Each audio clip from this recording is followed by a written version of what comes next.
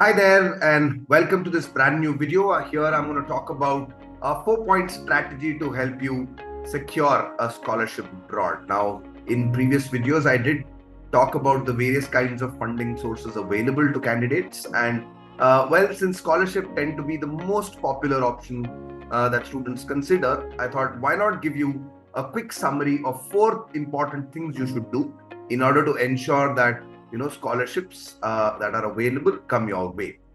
Now, the first thing you can do, the first strategy to avail of a scholarship to ensure that you're able to secure a scholarship is to actually know all the kind of available scholarships inside out. Now, in a previous video, I did cover the various kinds of scholarships that the government of India gives out, right? So remember, scholarships are typically offered by the country that you belong to. It could also be offered sometimes by the host country that you're applying into, or by a particular department within the university or the university itself, in addition to some private grants that might be available, right? So understanding and knowing all these different sources, which are in general, applicable to the, to your destination or to your host country, as well as your specific university, can be the key, right? Which means start early, start researching about these options pretty early on, and check out all their websites in detail, right? A lot of times one small notion mentioned on the website can actually give you information that is critical to your chances, right? So make sure that you scour the university websites or maybe some external websites that offer scholarships, and get all the important details about what do the scholarships expect, what kind of candidates are they looking for, what kind of skills do they need, and try and gather that information in addition to obviously the deadlines. Now, besides scouring the website, make sure that you don't stop at that. You actually do reach out to the admissions office, to the financial aid office, because many a time they could actually tell you about some scholarships that are internal, which you might actually be eligible automatically, and others which might not be listed in as much detail on the website, or maybe there are new scholarships where you could get information straight from the horse's mouth, right? So make sure that you contact the admissions office as well as the financial aid office pretty early. Have a conversation going with them, and try and understand what kind of scholarships they think you would be eligible to receive, right? And in addition to reaching out to the admissions office, make sure that you also contact some of the notable professors in your department, maybe even contact financial sorry academic advisors who might be assigned to you, even speak to other students who have gone there to study in years prior to yourself, and their collective wisdom can actually help you understand which kind of scholarship options should you consider more seriously, right? Based on your profile, these could be based on your academic merit, these could be based on the kind of financial need you have, and many other such criteria. So knowing somebody who's gone through the process, who's actually witness to the process, could actually give you some important insights, right? So make sure that you gather as much information as you can about available scholarships, and do that pretty early. Now, before we move ahead into the second strategy, I thought this is also a good time to tell you about some scholarships available in major destinations abroad. Right now, obviously, US is the most common destination, and when you're applying for a program in the US, there are plenty of graduate scholarships available, and these include the fellowships offered by the Fulbright institution. They also fellowships offered by the Humphrey institution. So Humphrey fellowships and Fulbright fellowships are on offer, in addition to the Rotary Foundation ambassadorial scholarships, right? So these are three sort of sources of scholarships available for candidates, and remember, each of these is heavily contested, right? So applying early, understanding their process, understanding their eligibility criteria can actually be critical, and maybe contacting maybe past successful candidates can actually help you identify specific aspects in your own profile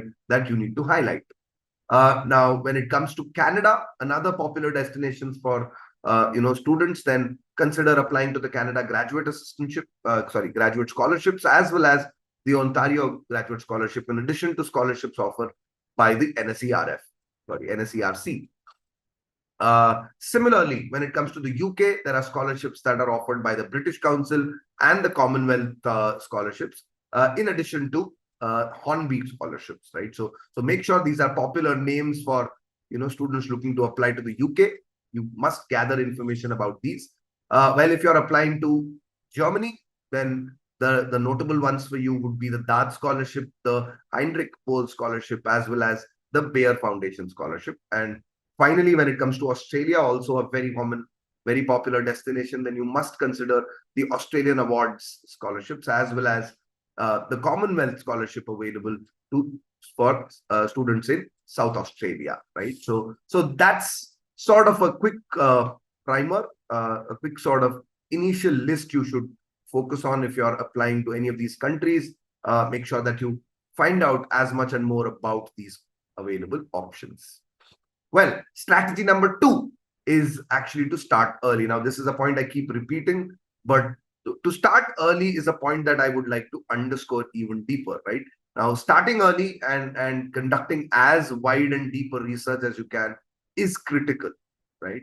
Because remember, scholarships are always heavily contested, and it becomes critical for you to make sure that your application is considered early, right? So make sure that you submit your application for a scholarship well below the available deadlines.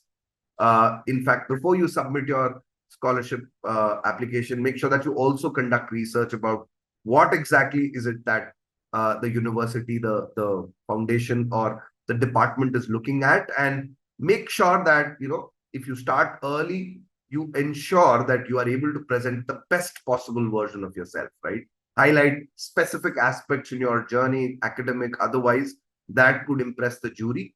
And given time and given substantial amount of that, in addition to the proper research, you actually will understand exactly what kind of a candidate makes it through, and you could possibly try and tailor your application accordingly, right? Now, I can't underscore the fact that you need to keep researching, right? It's not just about time, it's also about being continuously at it, because a lot of these scholarships get announced midway through the academic year, right? Which basically means that if you missed it the first time you were looking for scholarships, there's a chance it come up a week or so later. So you need to keep researching this on and off every single week through your admission journey, right?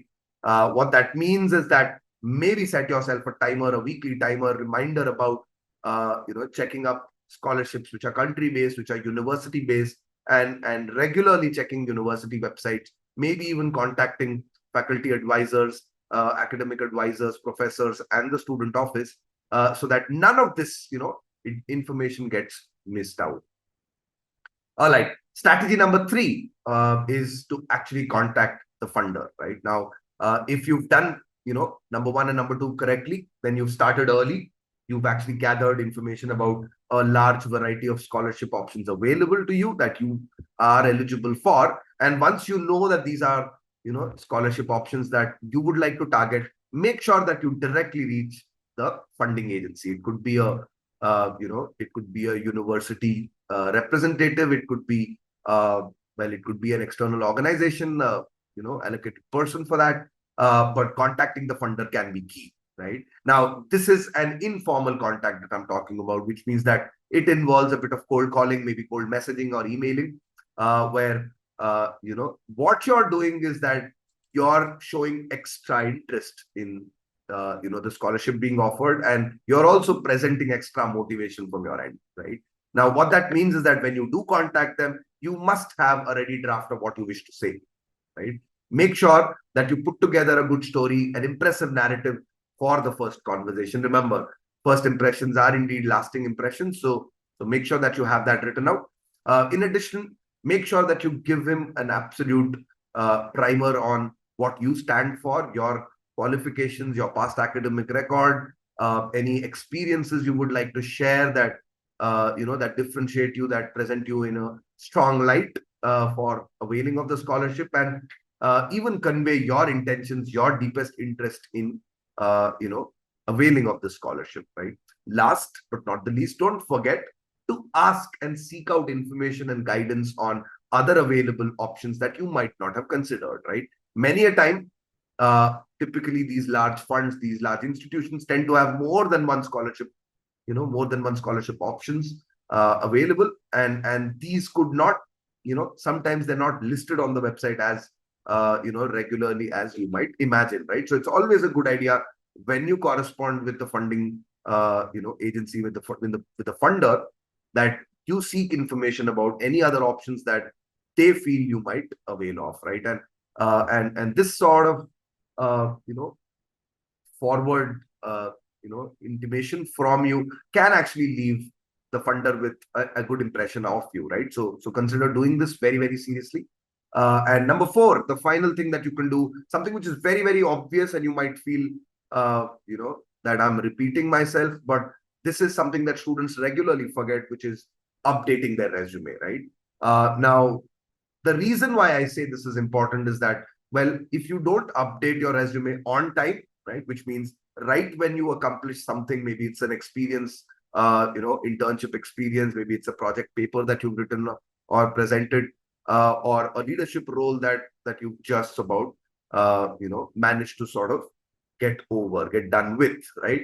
The accomplishments through those experiences need to be updated immediately in your resume, because what tends to happen is that you tend to forget important details, you tend to forget important facts and figures, and sometimes you also forget to get the required sort of assistance, or get required certificates or attestation from the source available, right? And so that becomes important at that stage.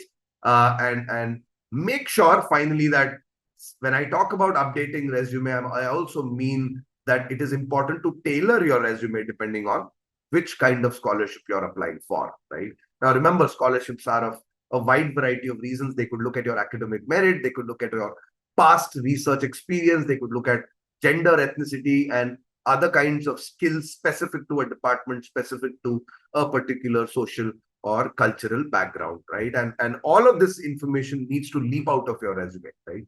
So make sure that you don't submit a generic resume, that you tailor your resume to highlight a few key things that the scholarship looks at a lot more seriously, right? And all of these four strategies put together, I'm very, very confident will make you a very strong candidate, and significantly boost your chances, right? Now, all of this information I'm giving you comes from, our vast network of mentors and counselors. These are people who've walked the exact same path that you wish to walk, and can actually help you throughout the academic journey, the admission journey, which could involve taking a standardized test like the GRE, GMAT, or the CAT, or the SAT. Could also include deciding which universities to apply, which kind of programs you should consider, how to build a strong, impactful narrative in your application essays or letters of recommendation, and finally, how best to tackle application interviews, admission interviews, as well as online assessments, right? Because, well, once you get shortlisted, the stakes are even higher, and speaking to somebody who's gone through that process can really give you, very important insights, right? Well, if you need to reach out to us for any queries, click on the link given in the description, and you can write in about any questions that you have. If you have any suggestions for future videos, also you can do that. Do like this video. I hope you subscribe to our channel. We come out with very, very relevant sort of informative bites for you, right? So stay connected. I wish you all the very best, and hope to see you in our next video as well.